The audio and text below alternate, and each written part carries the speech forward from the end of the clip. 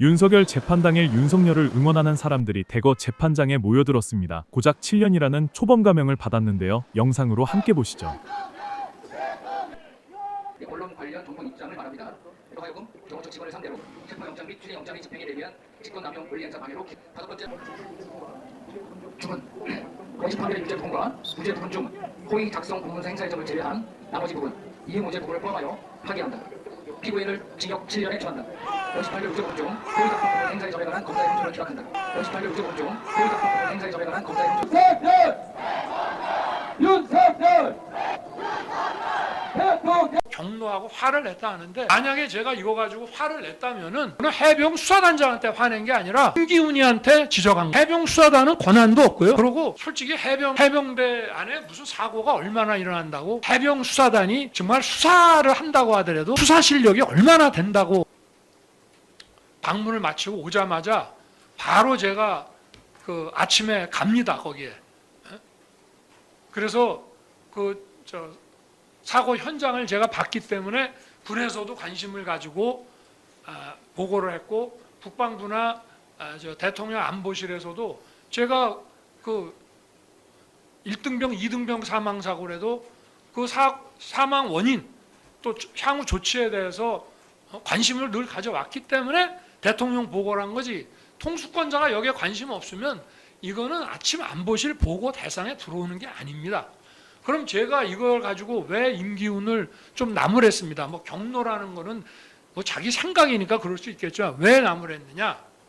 자, 사단장부터 상사 중사까지 8명을 쭉 적어놨어요.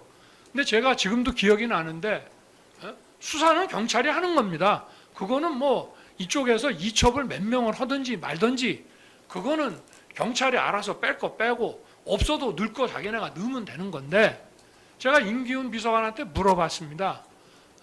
그럼 이 사람들의 과오가 뭐냐? 과오가 뭐냐? 그랬더니 몰라요. 그럼 이 모르는 거를 도대체 대통령한테 이걸 왜 보고하느냐 이 말이에요. 제가 장관한테도 그랬거든요. 최상병 이 사고 났을 때도 제가 언론 보도 보고 국방장관한테 대민지원, 재난시 대민지원을 하더라도 현장에서 막 사람을 구조해야 되는 거면 물속에 있는 시신을 수습하는 일이라고 한다면은 그럴 때 하지. 저도 갔었죠. 이런 사고가 계속 날 텐데 군이 대민지원을 해야 되는데, 그러면 사고를 예방할 수 있는 무슨 매뉴얼이라도 있어야 되지 않느냐. 그렇기 때문에 군에서 도대체 8명이라고 이렇게 사단장부터 중사까지, 상사 중사까지 해놨으면 어느 포인트에서 누가 뭘 잘못했는지 입수 지시를 위해서 막 함부로 했으면 윗사람이 책임지면 되는 거고, 아니면 현장에서 예를 들어서 구명조끼 같은 거를 입고 들어가야 되는데 그게 배달이 됐는데도 안 입히고 들여보냈다 하면 현장에 있는 책임자가 책임을 져야 될 것이고, 대통령한테 제가 이 문제에 대해서 평소에 관심을 많이 가지고 있고 현장도 가고 하니까 저한테 보고를 하는데, 보고하는 비서관이 도대체 누가 뭘 잘못했는지도 모르고 8명 그냥 경찰에 보낸답니다. 경찰에 8명을 보내든 10명을 보내든 2명을 보내든 알아서 하는 거지만, 그래서 제가 이 문제점을 지적하고 경로하고 화를 냈다 하는데, 만약에 제가 이거 가지고 화를 냈다면은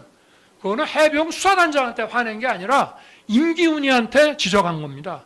해병 수사단은 권한도 없고요. 그리고 솔직히 해병대 안에 무슨 사고가 얼마나 일어난다고 해병 수사단이 정말 수사를 한다고 하더라도 수사 실력이 얼마나 된다고 그 수사단에다가 잘했니 잘못했니 하면서 검사 26년 한 대통령이 화를 내겠습니까? 저 피고인. 네, 그러니까 그 정도만 일단 말씀을 드리고요. 다음 기일에 또 말씀해 주시죠. 지금 시간이 저희도 또 오후 재판을 해야 돼서. 제가 시작이기 때문에 이런 기본적인 부분들을 좀 말씀을 드리는 것이 앞으로 다음 기일에도 나오실 테니까 재판하는데 시간도 좀 효율적으로 쟁점 정리가 좀 될까봐 말씀을 드리는 겁니다. 감사합니다. 말씀 잘 들었습니다.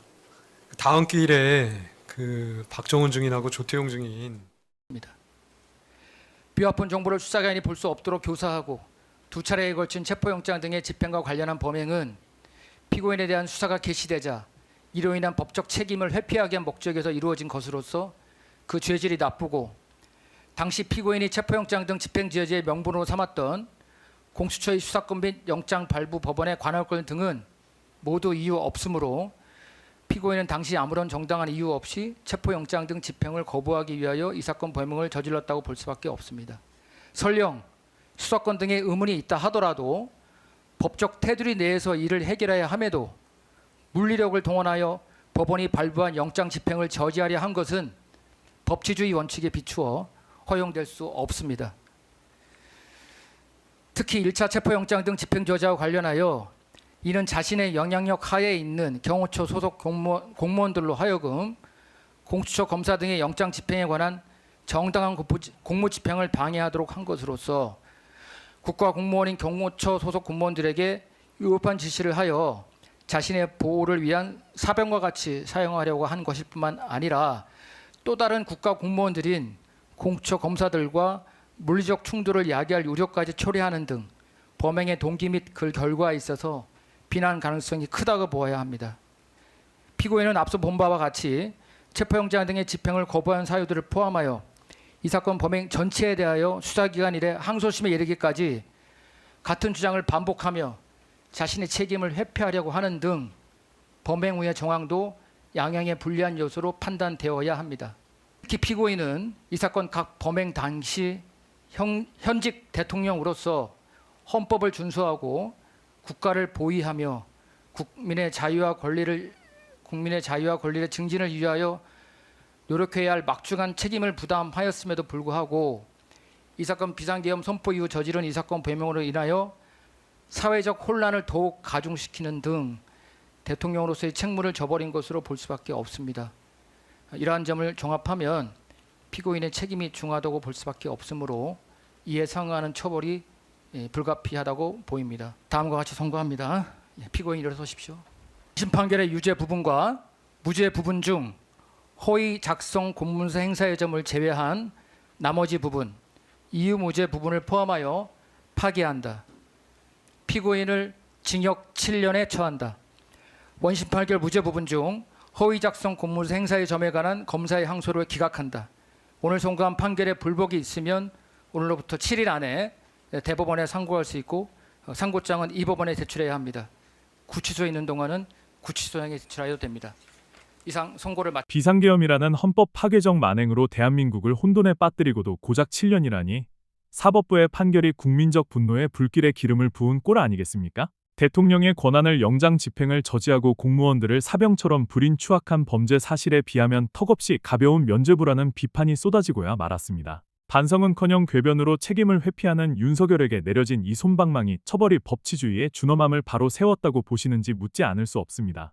헌법을 수호해야 할 자가 국가의 근간을 뿌리째 흔들었음에도 단 7년의 수감 생활로 면죄부를 주는 것이 진정한 정의인지 전 국민이 지켜보고 있습니다. 이 영상에 공감하셨다면 구독과 좋아요 정중히 부탁드립니다. 이재명 정부의 큰 힘이 됩니다.